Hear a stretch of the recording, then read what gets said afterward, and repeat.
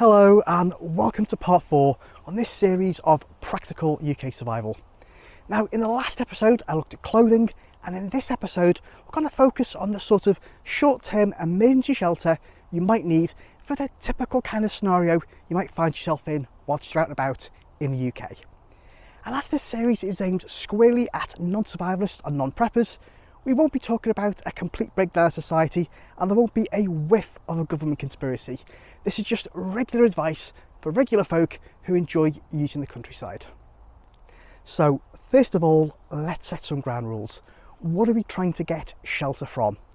Well, in the UK, that's predominantly going to be from the wind and the rain. And the wind is very important because at 0 degrees Celsius, even with just a light breeze, that can take it down to -7. And that is a huge difference. Now, the other sort of ground rule I want to set is whatever shelter we need to find or make has got to be very quick to deploy. Because the reality is, if you've got 2 or 3 hours to spend making a shelter and you're fit and able to do that, the chances are it's going to be more productive to spend that time trying to self-rescue and walk out to safety, because we're never that far from a road in the UK. So we're going to have to assume that you're either very short of time and or you're injured and not able to move much. One of the easiest forms of shelter we could use is to use the natural features around us. So for example, if you're on top of a mountain and it's blowing a hoolie, then if you just drop down to the base of the mountain, you'll quite often find that the wind will be a lot less strong there and it will definitely be in a better position. But that works on a micro level too. So for example, the area I'm in now is a bit of a natural basin, so the ground all around me is higher than the area that I'm in right now. And although the wind, I can see it blowing through the treetops above, it's relatively still at ground level, so you can use the natural terrain like a windbreak to get out of the wind. If you're in an area that's a lot flatter, then you can use other objects to get protection from the wind. So for example, in this case, I'm behind this fallen tree, which I can sit behind or lie behind, but you could use other things like a large rock or perhaps a low wall, or even a really thick piece of vegetation such as a large bush. All of that will help break up the wind and protect you from that kind of wind chill factor. And because it can take up over 10 degrees Celsius, take that away from the ambient temperature, it's really important that you do get out of the wind. One thing that's commonly overlooked is not insulating yourself from the cold ground. And it's really important we do that because we lose more heat through conduction with the cold ground than we do with the air around us. So we can use a couple of things to insulate ourselves. The first one is we can get a couple of inches of branches, put that down to sit on, and that will help. We could also just sit on our rucksack, just put it down, sit on that. That'll also give you a bit of padding and also, insulate you from that ground. And finally, if your rucksack does have a removable back support, as mine does, you can either just sit on that, or alternatively, you can extend it out so you can get your torso off the ground if you happen to be lying down. Use it with your rucksack and that back support together, and you've got kind of a half kind of sleep mat there. Now, when you begin to take a little bit of equipment with you, your flexibility for making shelters grows immensely. And the most basic piece of equipment I recommend everybody carry in the UK out the day walk is this, which is a simple survival bag. And all this is, it's a very thick piece of plastic bag that you climb into, and it just gets you out of the wind and the rain, and it creates its own little microclimate. Now, apart from being very light and very cheap, one of the great benefits of a survival bag like this is if you are getting hypothermia, you can create what's called a Palmer's furnace. When you're creating a Palmer's furnace, what you do is you take the bottom of your survival bag, and rather than just rip it open, I actually recommend you take your folding knife from your kit and actually cut a neat hole instead. That way, if you need to seal this up because you need to sleep in it afterwards, you can use the duct tape also from your kit to nicely seal that over again. And all I need to do now, put this over my head. And now, once I've done that, I just need to spread my legs a little bit so I've got a big amount of space between my legs. Go inside the bag, light a small tea candle, get that lit, and then that will generate 30 to 50 watts of heat, and that will actually help reverse hypothermia. So this is a really great technique to use if you're getting hypothermia when you're outside of the UK, because this can definitely be the difference between life and death. and make you feel a whole lot better if you are going down with hypothermia. Now once you know where the candle is and you're kind of happy with it, that it's not touching the plastic or anything, make sure you get your head out of the bag so you're not getting the carbon monoxide, and you can just sit here and enjoy the lovely warmth. Now, a good alternative to a survival bag, and something I'm leaning towards more and more because they are so flexible, is a poncho. Now, I recommend one of two styles. You've either got the military style poncho, which tends to be quite light and very small.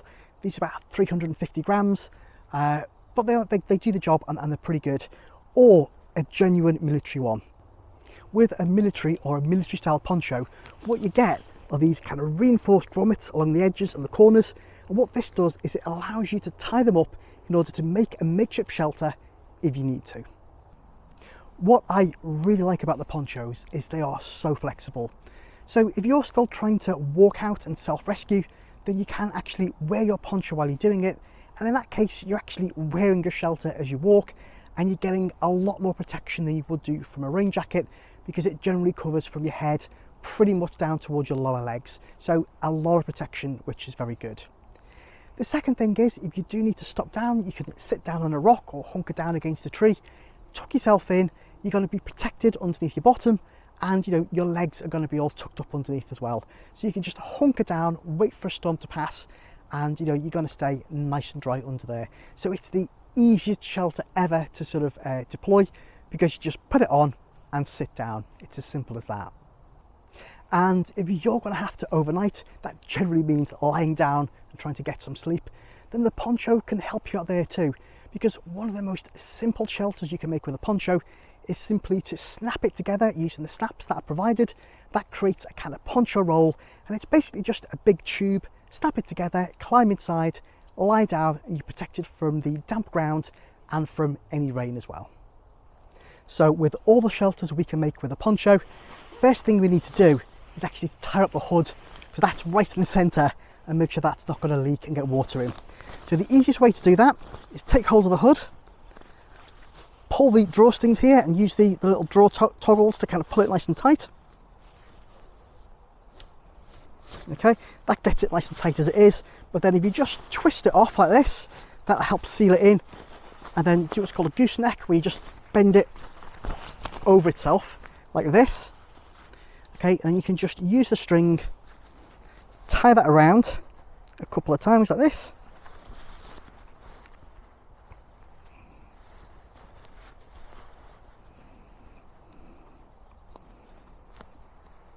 tie that off nice and tight, put a bow in, and then that centre portion then is nice and watertight, and that's not going to leak in the middle of the night.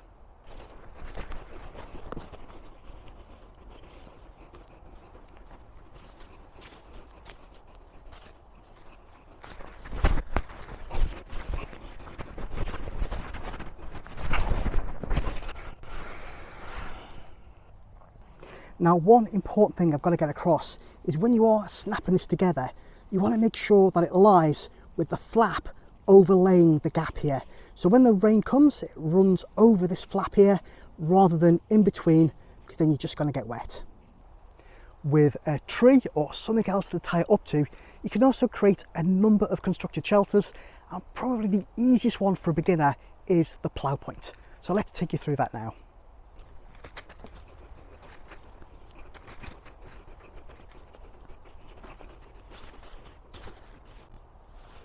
Don't forget, we've got to tie off the hood first.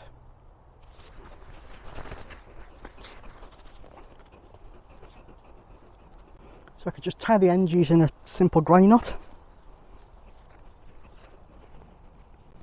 And again, just going to use a simple granny knot here. Don't need to be anything fancy at all. That's the beauty of this method. You don't need to know any knots. Okay, just part the long edge.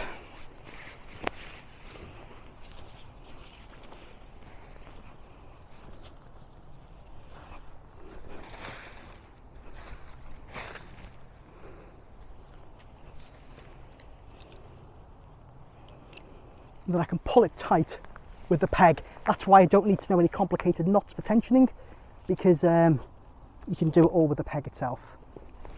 Okay. Let's make that a little bit higher.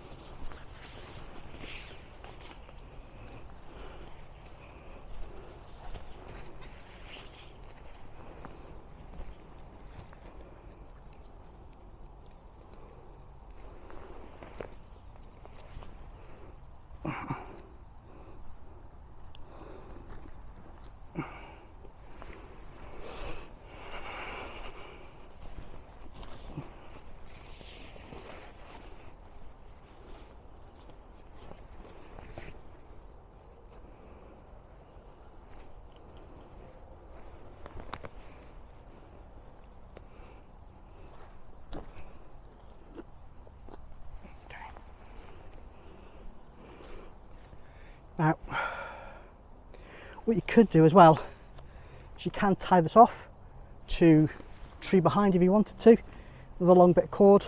That would give you more height. Let's do that now.